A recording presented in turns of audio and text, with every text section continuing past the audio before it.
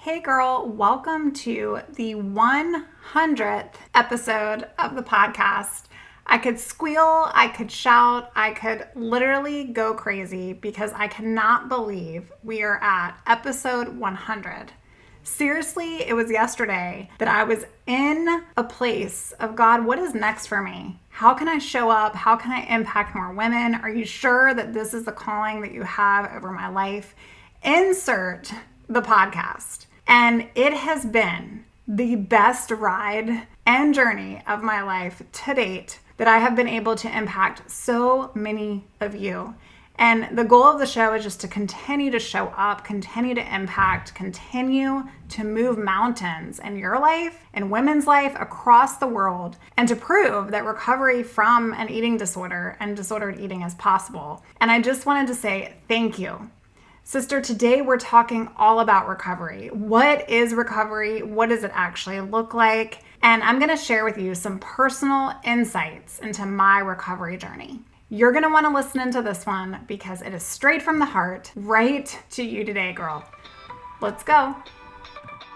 Hey girl, welcome to the Her Best Self podcast. I'm Lindsay Nickel, former competitive figure skater and perfectionist, turned God-led imperfect boy mom and digital CEO. If you find yourself constantly thinking about food and wondering if you'll wake up one day free from the obsessive thoughts and behaviors controlling your life, then I've created this podcast for you because I know exactly what it's like to be a downright hot mess trapped in a destructive cycle of disordered eating. I finally found freedom, and you can too, girlfriend. So if you're ready to heal your relationship with food and body and break the chains of control and show up in your best health, then grab your favorite Tarjay journal and let's get to it so you can start living your best life as your best self. Hey, sister friend. Episode 1 fabulous 100. I cannot believe it. We're here. It is the day. Happy Monday. I'm going to be talking about what is recovery, what does it actually look like? Because the rate of relapse is as high as 70%. That's right. And the truth is that healing in your truth, recovery, is going to mean moments of accomplishment and moments of setback. And when you've been in this place where is this for me? Can I do this? All I want to do is find freedom, but I feel like it is so hard. And so I stay in this never-ending cycle. But then you move to, I'm open, I'm aware, and I realize that recovery might just actually be where I need to be again in my life, or where I just need to put my 100% commitment and surrender. And if that's you, I want you to know you are in a safe zone. I am here. This is the place to come twice a week and listen to all the goods about your recovery journey, about tools and all of the things that I can help you with. Because friend, I've been right in your shoes. I've been right there where you sit. I've been right there in the hopeless moments, in the moments where I wanted to recover so badly, and then the moments where I just wanted to disappear. I wanted to shrivel up and crawl under a cave and say, not for me, not today, not gonna happen. And yet now I find myself here. I find myself being able to have ice cream with my kids. I find myself being able to do the things that you do during the holidays and not feel triggered or stressed or out of control or believing that I have to be the skinniest person in the room in order to be worthy. Yale School of Medicine says that recovery is a process of change through which you improve your health and wellness. You live a self-directed life and you strive to reach your full potential. And sis, that's what I'm here to help you get to. Your very best self. This show was founded on the principles of creating the very best version of you.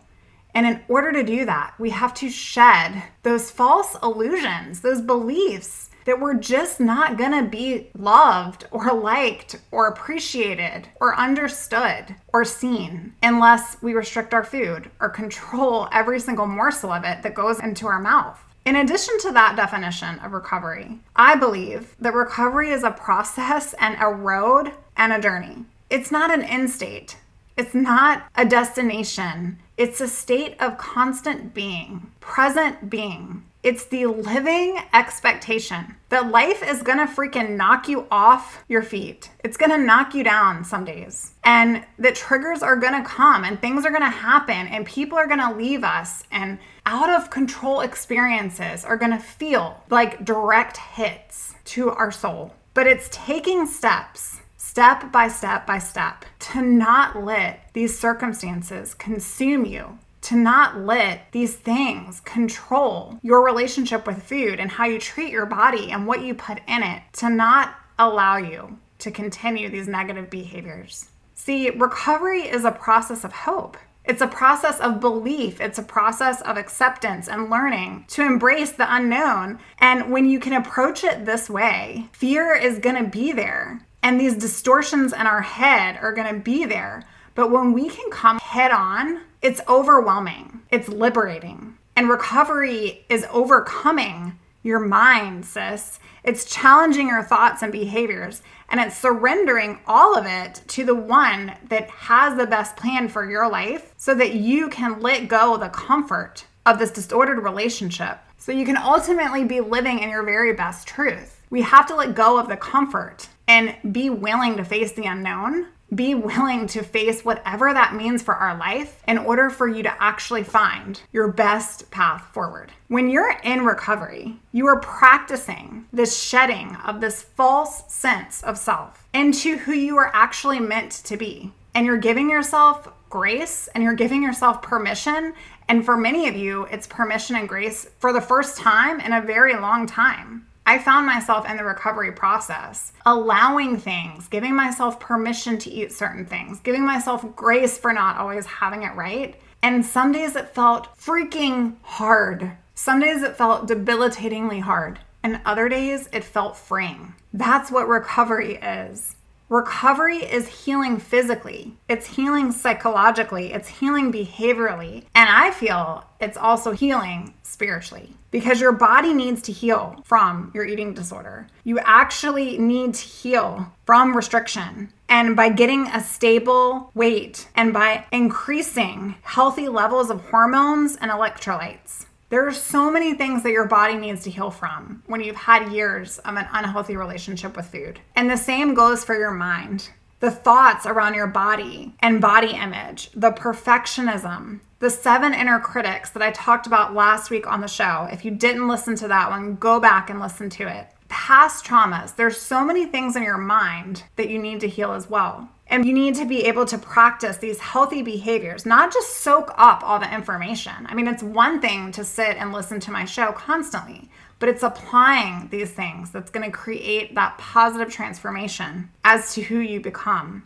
And spiritually healing, well, that's just a whole nother level. You see, in order to relinquish, in order to surrender, in order to fully heal, I believe you have to have a trust that is larger than your own. You have to give away to something larger than you. Sis, fear and love can't coexist. Did you know that? Did you know that love drives out fear? And when you have this fear and this black hole of all this shame and this guilt and what am I going to look like if I'm not chained to this? And what am I actually going to think about if I'm not thinking about food all the time? All of these things in recovery, it's rebuilding, it's redeeming, and it's creating that connection with something larger than you. Because the truth is if I had to fix myself, if I had to heal myself, I probably would still be in that dark pit. But the reality is that when I could surrender to the one that created me, when I could let go of all that I wanted because I knew that there was a better story for me and I just had to be okay to walk in it, then that's when I could find what exactly it was that I was looking for. And the same goes for you. In today's episode, I'm going to do something a little bit differently. I'm going to share with you a couple reflections from my personal recovery. And I just want you to listen to the growth. I want you to listen to how recovery is, how it's not a straight line, and actually the fact that it's this process of change and continual change and trying to form into healthier coping mechanisms and trying to shed all of these false beliefs that we have taken from childhood and morphed into things that are not even truth, but are coming out in these negative ways and controlling our life and our heart. So sis, I want you to hear this. I don't want this to be triggering at all. So if you feel like it is, just turn it off. That is not the point of today's show. The point is to give you some solid, true reflection of what recovery looks like, little by little by little. All right, this post was from a very long time ago in one of my journals. I have stacks of journals that I kept during my recovery process because I wanted to remember the feelings. I wanted to get them out. And I'll talk about in an upcoming episode how journaling is so important to get out those feelings and those thoughts. But for today, I just want to share with you a couple of different inserts that I wrote into my journal to myself in hopes that it will find you right where you are today and shed some hope into what recovery actually looks like. Here's one of the first ones. It's the first day of the month, and I thought that I was going to wake up ready and willing to change my habits. Today has not been the best day ever. I'm still counting calories. I'm still feeling insanely guilty. And for some reason, I feel like I'm expanding in the middle of the night. Today, I had eggs and toast for breakfast with my coffee. For lunch, I had sushi and popcorn and fruit. And I feel like I'm constantly eating all of the time. And even though I'm hungry now, I feel guilty for being hungry, like I failed and I don't have control of my body or what goes in it anymore. I'm trying to face the fact that I know I need to be healthy, but I'm scared to death of what that actually means for me. Sometimes I wish calories didn't matter and that people had no idea how many calories were in food. That way I could wake up every morning and eat any and everything that I felt like I wanted and become truly normal. I think if I could have one wish, it would be to free my mind and my body from this disordered relationship. And I don't know why I'm so scared to do that. I don't know why I'm so scared to let go of something so miserable. If there's any way to wake up and forget that this ever existed, that would be my wish. Today, I just don't want help, and I don't feel like dealing with all of this. I think I'm just gonna go take a nap and wake up ready for that wish to have come true. Sis, if you're there, I freaking see you. I see you. I spent so many days in that place. So many days chained. The truth is that the road to recovery, it isn't a straight one, but it is a possible one. And healing in your truth is healing moments where you have accomplishment and moments where you have a setback. Here's another entry from a relatively 6 months from that first one that I read you. I had a so-so day, I guess. Seems like the harder that I push into recovery, the harder that my eating disorder pushes back at me. Last night, I was at a party. I grabbed a plate of salad, a glass of wine, and then I reevaluated and I put some grilled chicken and a mushroom wrap on my plate. My eating disorder was telling me I shouldn't eat it, that I had too much the day before. I did it anyways. I just want to wake up tomorrow and forget that I did it anyways. I feel so bloated, so unworthy, but I know that all of this is all wrong. I know that I can change and I have to believe that I can. I need to change this belief of thin into a belief of health and truth and life. I feel myself moving in a positive direction. And then I'm gonna go a little bit further, probably 3 or so months past that entry. Okay, so I'm so freaking excited to write to you today since it's been a few weeks. I can honestly say that this month of recovery, I'm feeling so much stronger. Of course, I'm the heaviest I've ever been, but I have so much more energy and I'm finally feeling like my old self, the person that I didn't even know existed. I've gained so much and I don't even understand. I mean, I haven't even had that huge voice inside of my mind every single second of the day recently. I've been having awesome relationship conversations with my friends, but let's just say that my fear of gaining weight, it's there, but it's getting easier. And each day is a new chance to change and be healthy and happy with me. So my eating disorder is going away. I'm so proud of me. I don't know how this has happened. Lindsay, you're beautiful inside and outside. You see, recovery is belief, sis. Recovery is trust in something you can't see. Recovery is giving yourself grace. when you feel ashamed, when you feel like you're not doing it perfectly. Recovery is time. It's day after day of doing the thing over time. The road to recovery, it definitely isn't linear, but I fully believe that if it's possible for me, because I've traveled it, because I've walked in it, I know it's possible for you. And with that, I just wanted to share a little bit about an upcoming program that I'm going to be doing in the new year. I'm so excited for this. It's been on my heart for so long. So many of you come to me for recovery coaching, and that is still my greatest vehicle to be able to touch your heart. And I'm going to share a little bit about coaching today as well. But in the future, I'm going to be launching a new way for you and I to work together. And it is called the Roadmap to Recovery.